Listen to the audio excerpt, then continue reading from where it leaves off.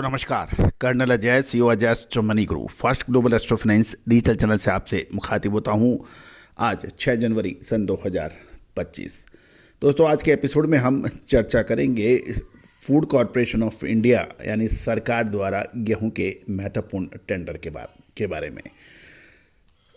दोस्तों सरकार ने खोला गेहूं का दौर, अब गिरेगा गेहूं की कीमतों का बुखार। जानिए पूरी रिपोर्ट विस्तार से। चैनल पसंद आए, न्यूज़ पसंद आए तो लाइक कीजिएगा, शेयर कीजिएगा। साथ साथ कोई भी अगर विशेष रिसर्च रिपोर्ट के लिए आप संपर्क कर सकते हैं फिजिकल यानी हाजिर बाजार के लिए। जानिए रिपोर्ट विस्तार से। दोस्तों आप देख रहे हैं कमोडिटी बाजार की महत्वपूर्ण खबरें। गेहूं की कीमतें पिछले कुछ हफ्तों में आम आदमी की रसोई और आटा मिल के मालिकों की नींद उड़ा रखी थी, लेकिन एक बड़ी खबर आ रही है कि भारतीय खाद्य निगम यानी एफसीआई ने 2026 की पहली बड़ी गेहूं नीलामी का बिगुल फूंक दिया है। कल जैसे ही सरकारी गलियारों से खबर लीक हुई, दिल्ली मंडी में 100 रुपये प्रति क्विंटल के भाव टूट गए। आज हम एक विशेष एपिसोड के जरिए इसकी सारी जानकारियां आप तक पहुंचाएंगे। विशेषकर 14 जनवरी को होने वाली इन नीलामी का असर आपकी जेब पर कितना होगा, खासकर फ्लोर मिल्स के ऊपर क्या असर होगा, जानिए पूरी रिपोर्ट। दोस्तों सबसे पहले उन तारीखों को नोट कर लीजिए जो इस वक्त बाजार की दिशा तय कर रही हैं। सबसे पहले 9 जनवरी सन 2026 शुक्रवार एफसीआई यानी फूड कॉरपोरेशन ऑफ इंडिया अपनी ऑफिशियल वेबसाइट पे नया टेंडर अपलोड करेगा एमटीएफ। 14 जनवरी 2026 बुधवार साल की पहली बड़ी ई नीलामी गेहूं की आयोजित की जाएगी। गौरतलब है कि दिसंबर के महीने में गेहूं की मांग सुस्त थी, जिसके कारण एफसीआई ने नीलामी टाल दी थी क्योंकि उसको रिस्पॉन्स ही नहीं मिला था। बड़े व्यापारियों ने उसमें बोलियां ही नहीं लगाई थी, इस वजह से उसकी नीलामी टाल दी गई थी। लेकिन अब मिल मालिकों और प्रोसेसर्स की मांग को देखते हुए सरकार ने वापसी की है। ब्यूरो रिपोर्ट के मुताबिक इस बार मात्रा 2 लाख टन से बढ़कर 3 लाख टन या उससे अधिक भी जा सकती है। दोस्तों इसमें यह भी ध्यान देने वाली बात यह है कि सरकार ने के पिछले 5 सालों के जो ऐतिहासिक स्तर की बात करें तो इस साल सरकार ने नीलामी में बहुत कम गेहूं की नीलामी हुई है। इसके आंकड़ों के ऊपर भी चर्चा करेंगे, लेकिन उससे पहले हम चर्चा कर लेते हैं कि भारत सरकार के पास इस समय गेहूं के स्टॉक की क्या पोजीशन है, क्योंकि रबी की प्रमुख फसल गेहूं अब बिल्कुल आने वाले 2 से 3 महीने में बाज़ारों में उपलब्ध होगी और उससे पहले सरकार को अपना गोदाम में सरप्लस स्टॉक बाज़ार में निकालना ही पड़ेगा। दोस्तों बाज़ारों में अलग अलग किस्म की अलग अलग अफवाहें बाज़ार में गेहूं के स्टॉक के लेकर उड़ती रहती है, लेकिन ज़मीनी हकीकत क्या है हम देख लेते हैं। वर्तमान स्टॉक 27.65 मिलियन टन माना जा रहा है।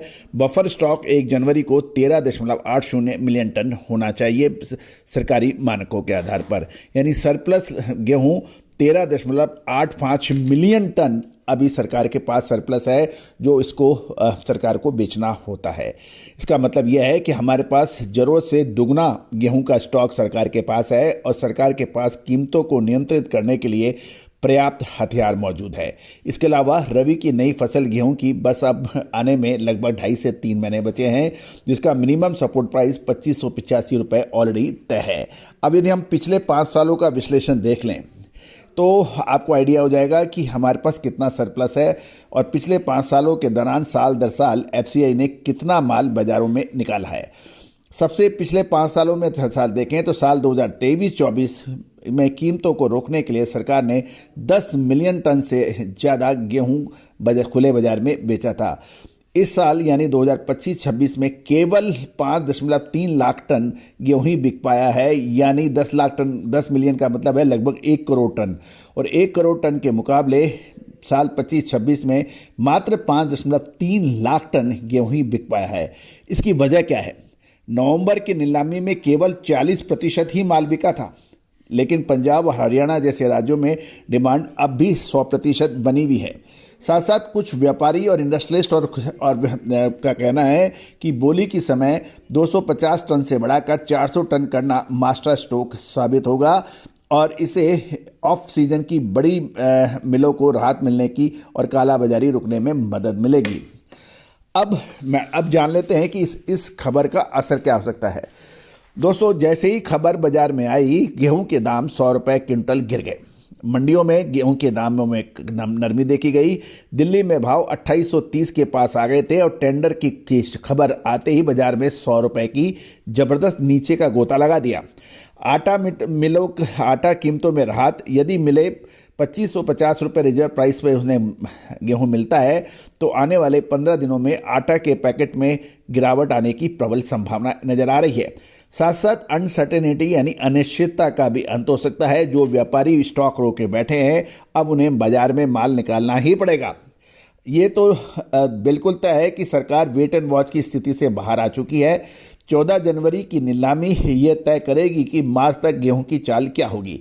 अगर आप व्यापारी हैं तो स्टॉक होल्डिंग पर एक बार पुनः विचार कर लें, और अब यदि आप उपभोक्ता हैं तो राहत के लिए तैयार रहें। दोस्तों, गेहूं की बिसात बीत चुकी है। अब देखना ये होगा 14 तारीख को बाजी किसके हाथ लगती है। दोस्तों, लगातार बने रहने के लिए आप के लिए बहुत बहुत शुक्रिया, धन्यवाद। और चैनल को सब्सक्राइब करना बिल्कुल ना भूलें। साथ साथ अग्रिम रिसर्च रिपोर्ट के लिए भी संपर्क कर सकते हैं। हमारा साप्ताहिक अखबार ग्लोबल बिजनेस न्यूज के लिए भी आप संपर्क कर सकते हैं, जो देश दुनिया का कमोडिटी बाजार पर सबसे अग्रणी हिंदी और अंग्रेजी पर में प्रकाशित होने वाला अखबार है। आज ही संपर्क करें, नंबर स्क्रीन पे है। All the very best, good luck, happy trading. Sonakshi की रसोई में आज की स्पेशल गेस्ट है मौसमी चैटर्जी जी। ये जी नहीं, मौसमी आंटी। ओके आंटी मौसमी, तो आज आप क्या बनाएंगी? मैं क्यों बनाऊं?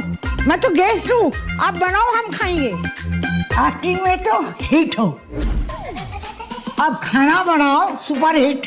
ठाट से बनाऊंगी खाना, है ना द बेस्ट एवरीडे मसाला। आओ बनाते हैं मसालेदार छोले। छोले हर रोज के करी में एवरीडे मसाले, शाही बिरयानी में स्वाद का जायका। पटल पोस्तो और सर्षे इलिश भापा।